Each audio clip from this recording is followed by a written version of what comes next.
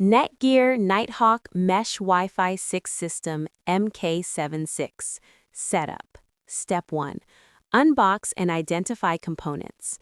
Unpack the router, satellites, power adapters, and Ethernet cable. Step 2. Position the router. Place the router near your modem in a central location. Step 3. Connect the router to your modem. Use the Ethernet cable to connect the router's one port to the modem. Step 4.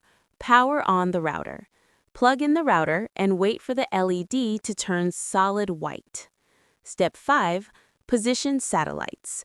Place satellites in different areas to extend coverage, ensuring they are within range of the router. Step 6. Power on satellites. Plug in each satellite and wait for the LED to show a solid color. Step 7. Download the Nighthawk app. Install the app on your smartphone from the App Store or Google Play.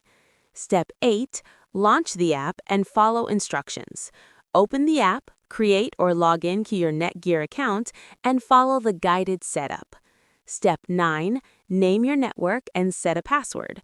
Customize your Wi-Fi network name, SSID, and password during setup.